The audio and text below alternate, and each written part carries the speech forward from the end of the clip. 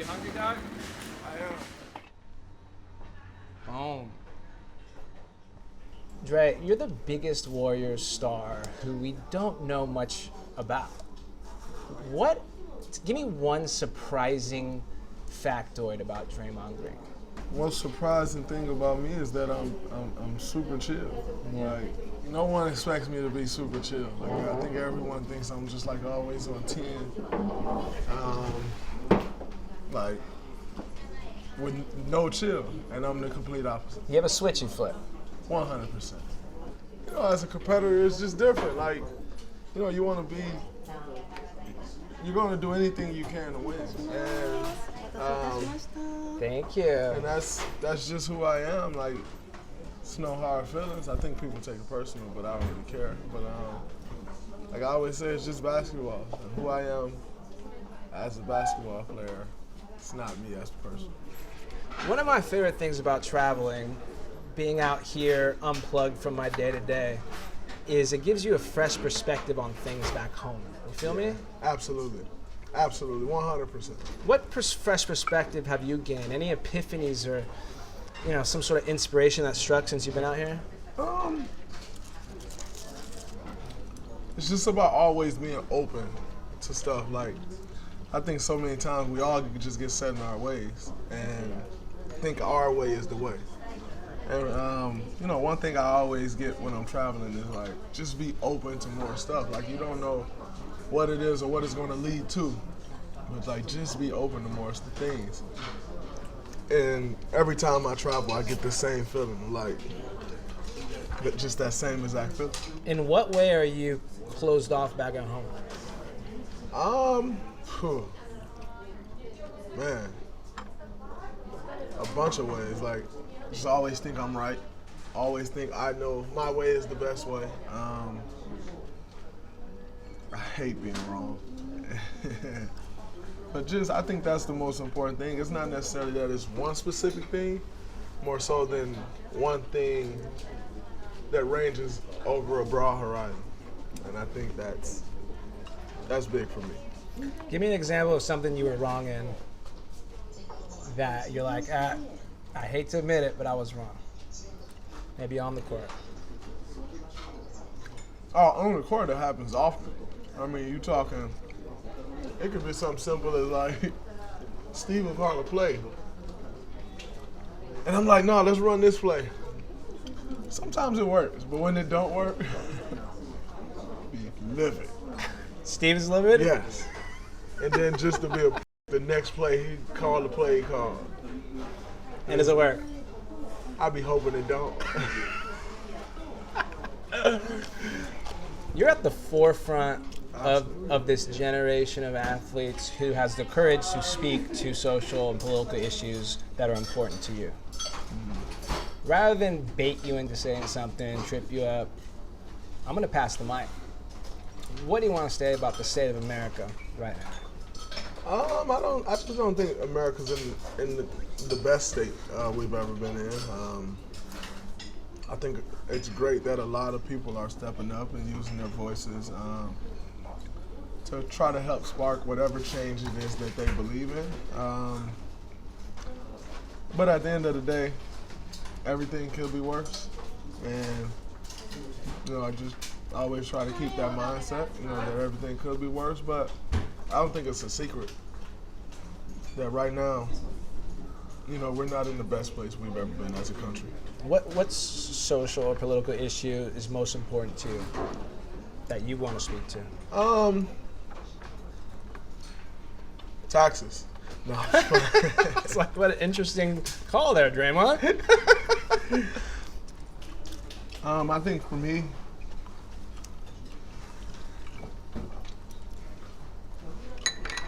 it's just about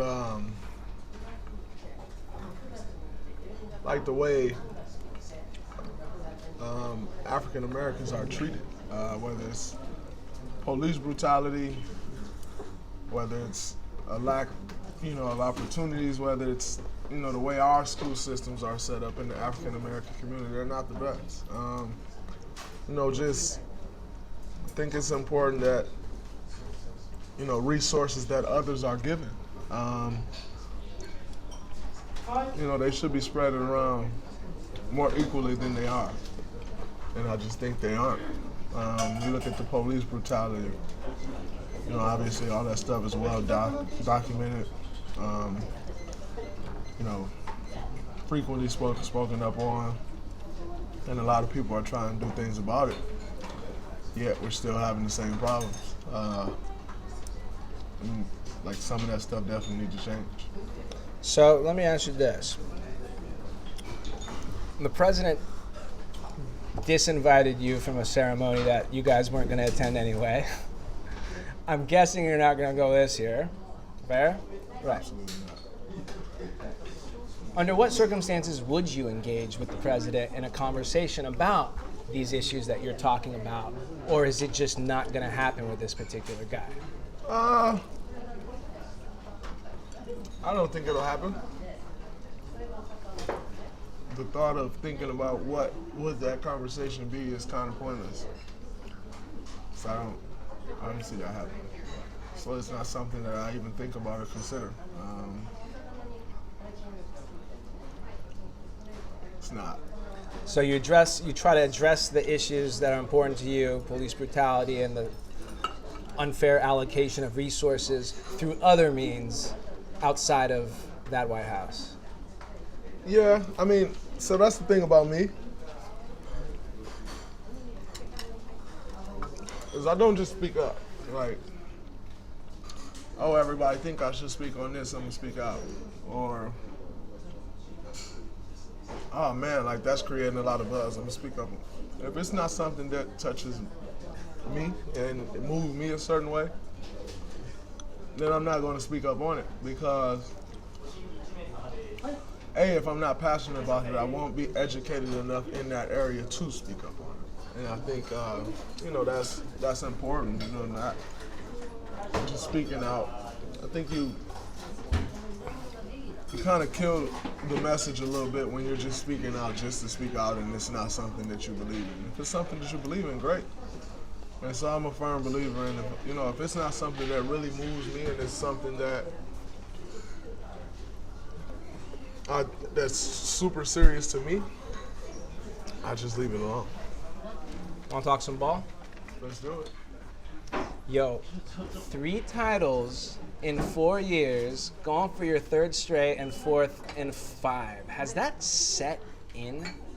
Like, do you think about that at all? Like, allow yourself to yo, this is happening. From time to time,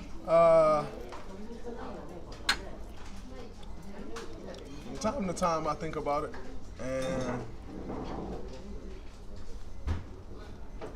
and it's just like, wow, like it's hard to believe, or like when someone mentions it and like breaks it down, like, yo, you won 3 championships in 4 years, like,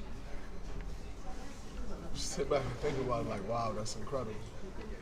But I think it's still one of those things that you can never everyone say enjoy it, while you got it. Because it won't always be that way, and that's true. But nonetheless, I just think it's human nature that it's one of those things that you're in the moment, you're in it right now. It's hard to fully appreciate it. Sure. And I just think that's where we are. That's where I am. Like, I appreciate it for sure. But to get that full appreciation of it, like, you're still in it. And you're still thinking about, like, how can I get the next one? What do I need to do to get the next one? And if that is the thought, then how can you fully enjoy or appreciate what you've already done? And so I think, like I said, I think that's where we are. I know that's where I am. And like that's just the reality of it. It's no different than like someone saying, hey, like your parent telling you, don't do this. I made that mistake. You make sure you don't make it. And then the fact of the matter is you go make the same exact mistake. And then, like I told you, don't make that mistake. It's like, yeah, I understand what you're saying, but I had to figure it out. I had to figure it out myself. And I think it's the same with, like, appreciation for what we're going through. Years from now, your kids are like, Daddy, tell us about those Warrior teams. In a succinct way, what do you tell them? That we were great. No. I mean, you really just honestly, just try to explain to them all the work that went into making those Warriors teams, all the sacrificing that went into making those Warriors teams. I think it's important to relay that stuff and teach those things because those are not only things that are great for basketball, but they're great in life. And they are the things that has made our team so successful will be things that could possibly make them great in life. And I think that's important, and I want to share those things with them. Do you tell them that was the greatest team of all time? For sure. Do you? Without a doubt. I can't think of who's better. I'm partial to those Lakers in the 80s. They were good. You think you got them, though? I do. In a 7-game series? I do think so. However, I'm usually very reluctant of saying, like, yeah, we were better than those teams in the 80s or the 96 Bulls. And the reason I'm usually reluctant of saying that is because it's all subjective. And do I think we could have beat the Lakers of the 80s? Yes. Do I think we could beat the 96 Bulls? Yes. But I think we beat them in the way the game is played today. And so the way the game is played today, it's not the way the game was played in 96 when the Bulls was playing. Right. The way the game is played today or in 96. Like, you're not covering Kareem, bro. But in the same sense, Kareem is not chasing me up around the court either. Right. You know, and so it's, or like, it's all subjective. And I think, like, yeah, Michael Jordan was great. Probably the greatest we've ever seen. But, like, Michael Jordan didn't shoot the three as good as Steph. And so, like, you start to add all those factors, and then the game is just different. Even in 96, in those 80s Lakers team, the game was different. And so it's easy to say, like, yeah, well, we would have beat them. And the fact of the matter is, I think at the game we played today, we would have beat them. And probably the game they played then, they would have beat us. And so I think it's all subjective. And it's irrelevant because I just don't understand, like, you know, we get to comparing teams in different eras, and it's kind of impossible because those teams weren't built to shoot threes. They weren't built to defend the three. They weren't built to get up and down. Like, the teams are built totally different for the eras, and I think it's kind of crazy when you start like, oh, we were better, they were better, we would have beat them. Yeah, we would have beat them at our game, and they probably would have beat us at theirs, and it's just that simple. All right, let's zoom in on today. With Boogie on board, how good can this team be? I think this team can be really good. Boogie adds, obviously he's an all-star player. He's an all-star, one of the best players in our game. He adds an element to us that we've never had. And that's a guy who you literally throw the ball to in the post every play, and he can go get a bucket every play. He's going to draw double teams in the post. I mean, so he just adds something to our team that we've never had. And, you know, I already think we were a pretty good team to add Boogie. Could this be your best team? I think it can be our best team. It should be. It will be. I'm confident in that. I hear you played a big role in getting him here. I can't take no credit for that. Other people have put you up on that pedestal for that. There was a recruiting call where he said you joked that you guys are going to fight this year. I did joke. I tell him that. And the fact of the matter is, it's probably true. Kind of like kindred spirits in a way, right? Yeah. Nonetheless, we're actually really good friends. But I know Boogie. Obviously, I know myself. We're probably going to clash at some point. And that's okay. Because that happens on any team anyway, any good team that I've ever been on. And so I'm fine with that. It's not like Kevin and I clash. Like, you don't hold grudges. You're clashing because you're trying to be great.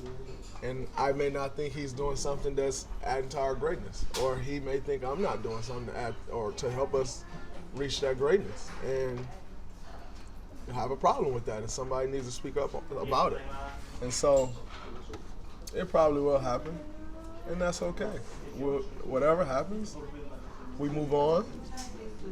And we go destroy who's ever next in line. Now, you do realize how much whining that signing led to, right?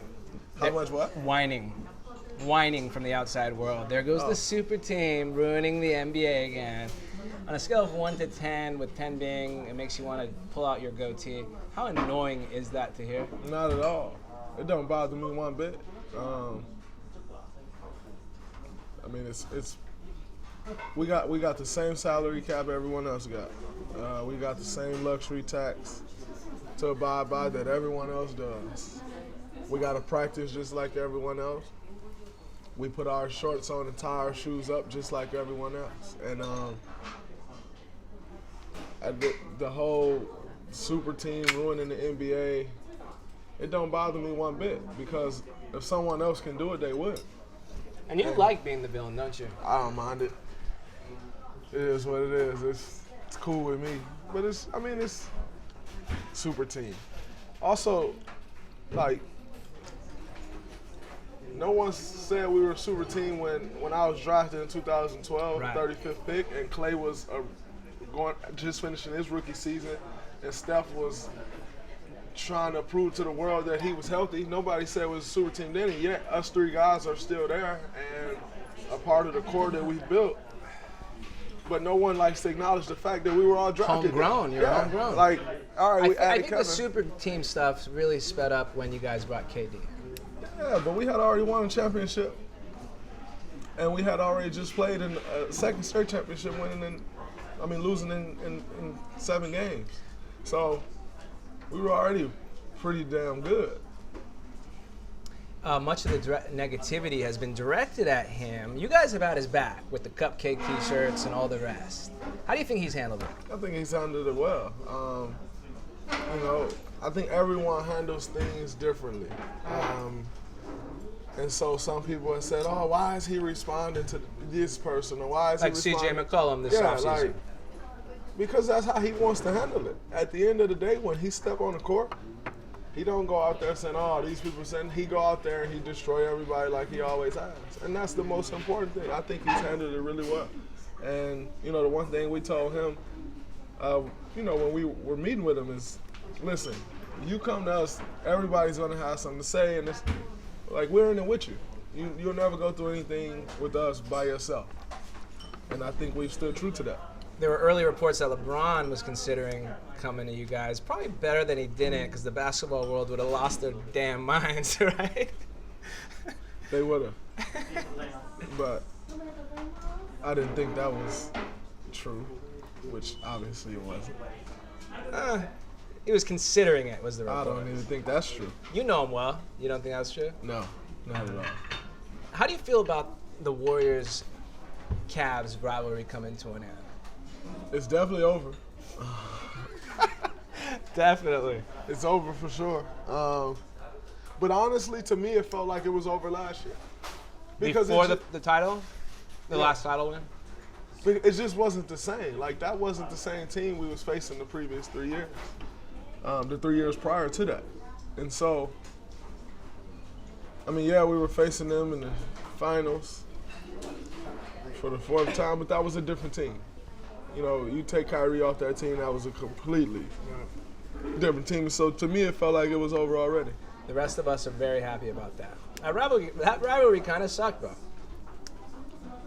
Why? Because you guys are far more superior. How many times do you have to prove it? As many times as they came up against us. Do you feel you need a Celtics to your Lakers to truly be a transcendent team? Because, the Lakers had the Celtics, but at the same time, the Bulls didn't really have anybody. I don't think so. At the end of the day, you beat who they put in front of you. You don't decide, we want to play that team, or we're going to play that team. Like whoever they put in front of you, that's the challenge, and the task at hand, and you gotta overcome that obstacle. It really don't matter, if it's Lakers, Celtics, like that. I don't think so.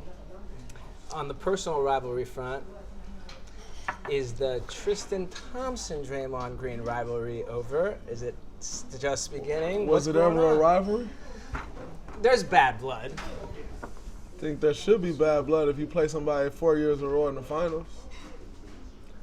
If it's not, you got a problem with your ticker. So, how do you feel about the guy? It's not up to me to feel anything about a guy on another team. That's not my responsibility. That's his teammates' responsibilities to have certain feelings about him or any other guy in the league for that matter. It's not my responsibility or my place. Who's next in your mind now the Cavs are done? Well, here's the thing. I think Boston is going to be really good. Like really, really, really good. I think, but Toronto could be good. But the fact of the matter is the West is tough enough. Like, we got to worry about who's in the Western Conference. The Lakers will be much improved. Houston is still Houston. San Antonio is still San Antonio. Utah is up and coming. Denver is up and coming. Minnesota is up and coming. Portland is always tough to beat with the two guards they got putting the ball in the rim. So the West is tough enough. Like, for us to say, who's up next? Out the East, like, the West is tough enough, and that's what we have to focus on. And whenever we get there, whoever's there, that's who's there. But we got to lock in on this Western Conference because it's tough. I had to double check your age coming in. You're only 28, bro. I thought you were older for some reason. I don't know if it's because you have a more distinguished face. You ever get that? So you telling me I look old? Distinguished. But partly because you've accomplished so much. And me and my Bay Area friends, all Dub fans, we were debating something, your Hall of Fame chances. Everyone unanimously feels you're in. What do you think? I don't think I'm in. I think I got a lot of work left to do. I think, what if I finish year 6, going into year 7? I think for, a guy that's been in the league 6 years, going into 7, the accomplishments that I've been able to, the things that I've been able to accomplish, sometimes I just sit back like, wow. Like, that's pretty incredible for a guy from Saginaw, Michigan that was the 35th pick in the draft. That everyone said is a tweener, and what position will he play? I often sit back and just be like, wow, that's amazing. But nonetheless, it's motivation to do more because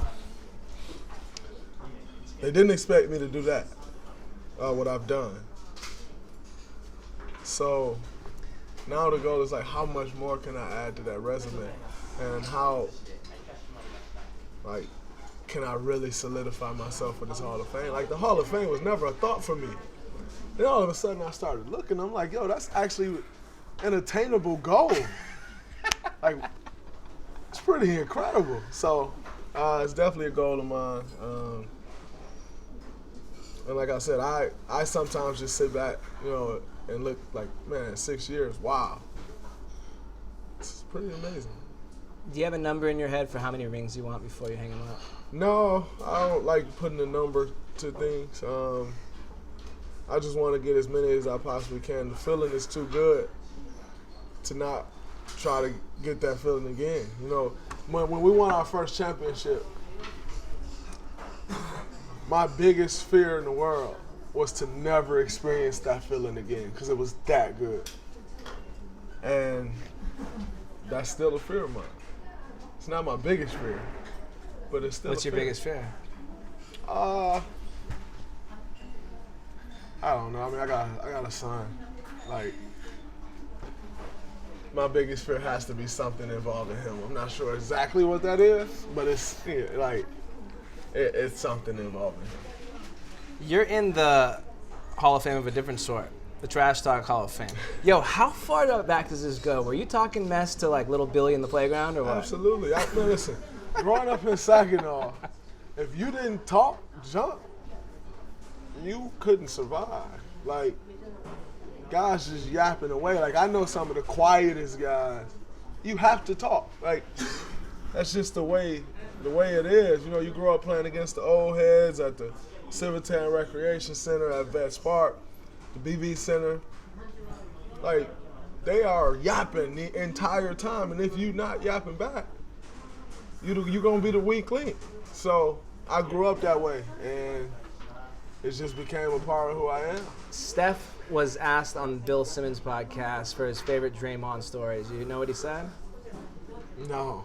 He said the story that best encapsulates Draymond is just basically Draymond and Steve Kerr at practice going at it. He said that when the team's two important voices go at it, it's amazing entertainment. Paint that picture for me, dude. What's happening at this practice? You know, we used to have them all the time. I don't think we really had any of them last year. But we would literally just go at it in practice, like battle. Steve would be like, get off the floor, you done. Like, I'm not done. I'm not getting off this floor. And we would just go at it. And then, of course, eventually I'll just get put off the floor. And then I'll just go do the Stairmaster right on the side of the court extra hard. Like, yep, I got my workout in still. But it's, honestly, Steve and I, man, our relationship is incredible. You know, it's built on a foundation of respect. Absolutely. It's unique because for someone that seems so different, you know, I think we seem like we appear as polar opposites. And we're literally like this on this end of the spectrum. And it's so unique because I think it took both of us a little time to figure that out. Like, we clash so much because we're just alike. We clash so much because we want the same thing.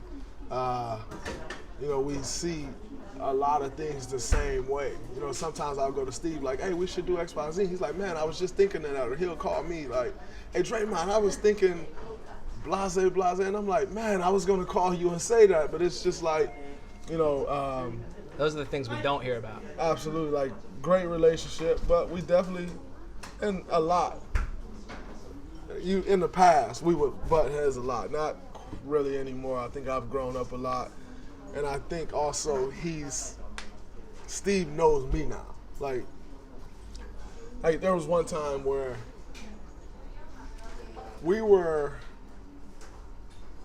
it was a stretch in the season. Like everybody, it's no surprise the OKC blow up. There, we had it out in that locker room. And there was a time, not last season, the season before, where I wanted to lose my mind. Like, I was just fed up for like a 2-week period. Just had it up to here. And I'm like, if he say one more thing to me, I'm gonna lose it. Like, I know I'm gonna lose it.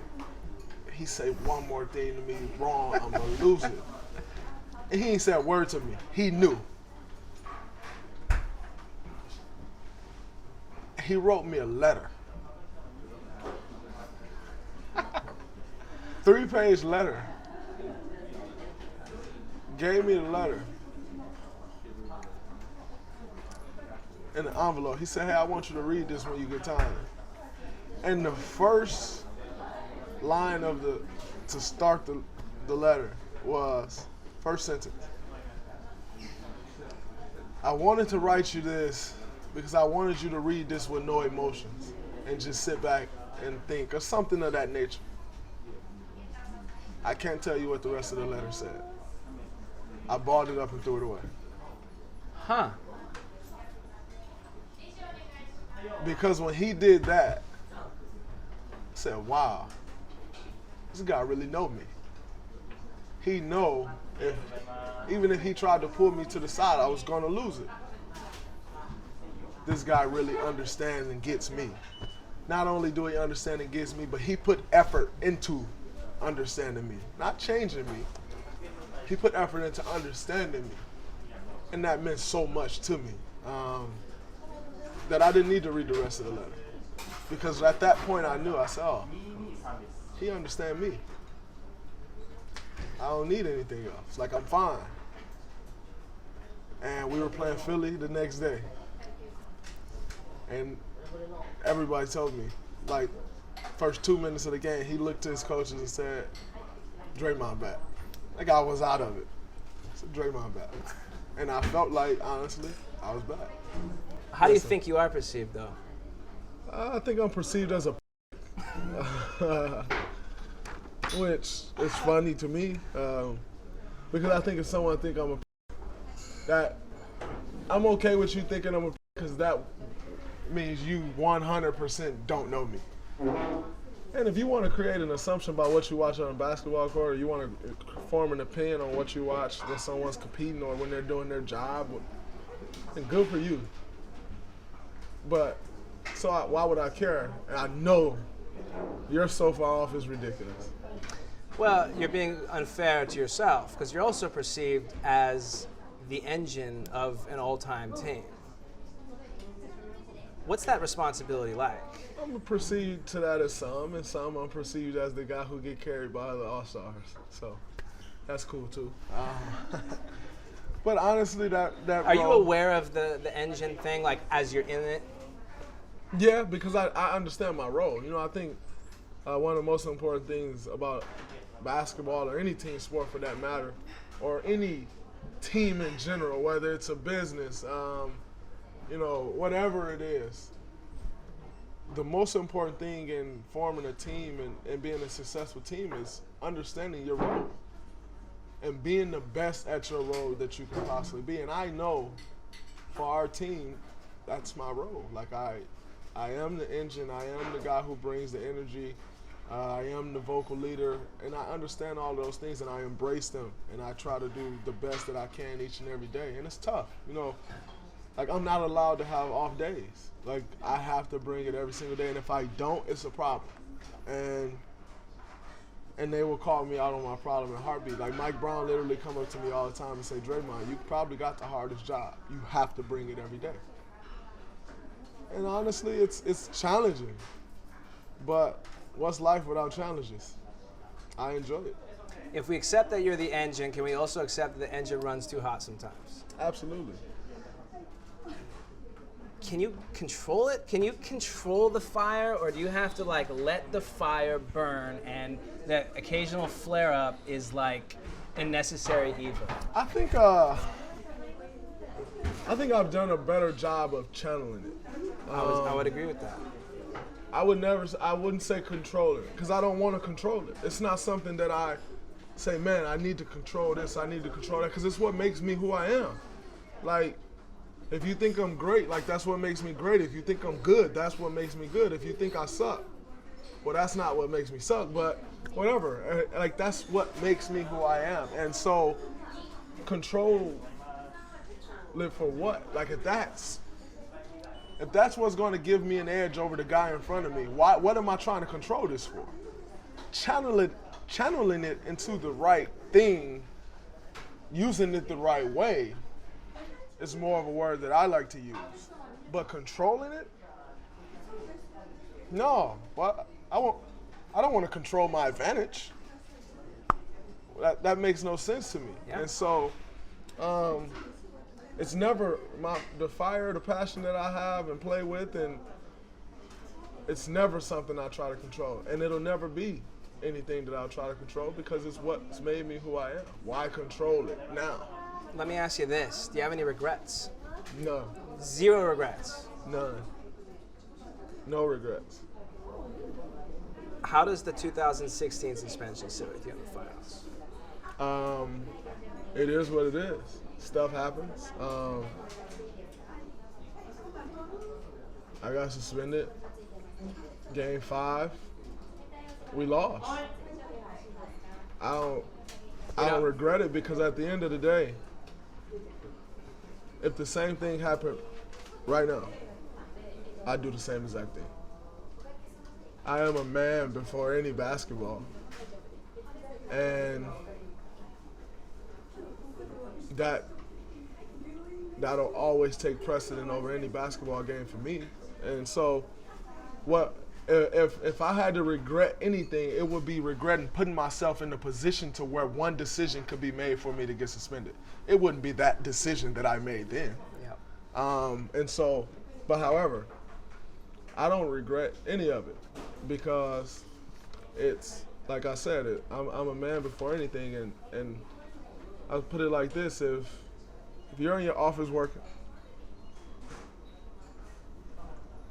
you were in the position that I was in, getting up off the floor, and I walked in your office and stepped over your shoulder, your reaction is probably gonna be, Yeah.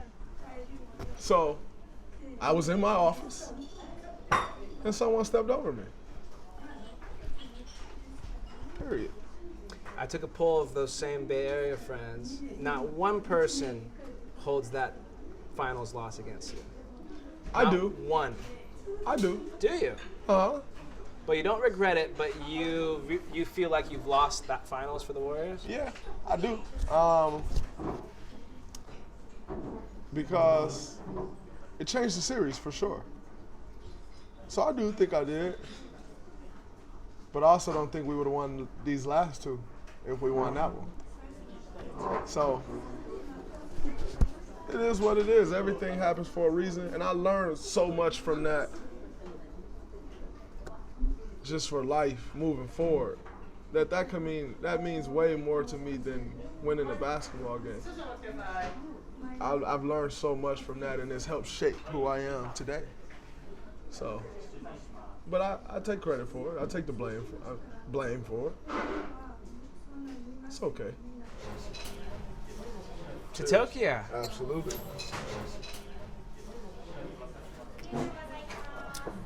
Oh, that's dope. That is good. That's real good.